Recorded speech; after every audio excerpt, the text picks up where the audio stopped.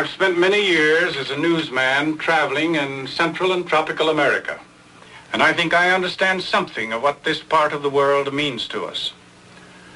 But before we show you some of the reasons why the Kremlin must hate bananas, let's glance at a map of Central America, where most of the fruit comes from. Central America is just what its name implies, the heart of the Americas. A few days by ship from the United States, a few hours by plane, or a few minutes by guided missile. And here in the very center of this vast area is one of the vital and strategic waterways of the free world, the Panama Canal. Little wonder then that the leaders in the Kremlin are determined to establish a political, if not a military bridgehead in this area. But the communists are having a difficult time indeed to infiltrate and control any of the republics of Central America. One reason is the church, with its Christian customs and traditions, which continues to be a strong bulwark against the growth of atheistic communism. And these countries have been vigorously expanding their educational systems and providing their young people with better school facilities. Local business leaders are creating new jobs that help raise the standard of living of the people of the tropics. Large amounts of private capital from the United States are being invested to build new industrial and agricultural enterprises which help to strengthen the economy of Central America. And therefore, the agents of international communism have selected the United Fruit Company as a prime target of attack. And here are some of the reasons.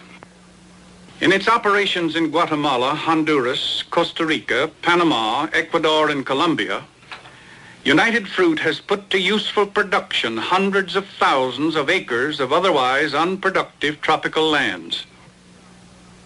It has created jobs for thousands of workers, providing housing, schools, hospital facilities, and churches.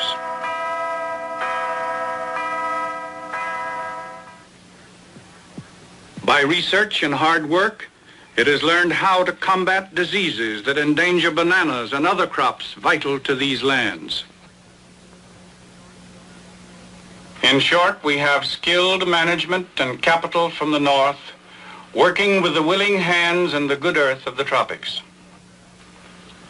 No wonder then red leaders detest and fear the company that grows, ships, and markets bananas so successfully. And then in the beautiful Zamorano Valley in Honduras, there is a very special reason why they must hate bananas in Moscow. That reason is the Pan American School of Agriculture, which was established in 1943 by the United Fruit Company. Since 1943, United Fruit has appropriated some $6 million for the establishment and continuance of this magnificent educational institution, which is devoted to training young men in the techniques of modern farming and animal husbandry. To have finished the 3-year course and to stand and receive a diploma from the hands of a visiting dignitary, that is a moment of true achievement and the beginning of a life of service. Over 500 graduates of the school are in agricultural work. Several work with government experimental stations to develop a breed of beef cattle resistant to tropical diseases. Some are private farmers working their own small farms with notable success. Many are government agricultural agents, teaching their countrymen things they themselves learned at Zamorano. Others teach at governmental agricultural colleges to train still more young men in the skills of tropical agriculture. This, then, is the Pan American School of Agriculture, where young men learn modern farming and animal husbandry and develop the desire to possess and to own their own farm. But of equal importance, they learn to appreciate the God-given urge in all men to be free from regimentation by the state or by any other individual or any group. Rarely are graduates employed by the company. Every student is expected to return to his own country, to teach his own people what he has learned, and to become a leader in free enterprise in his own community.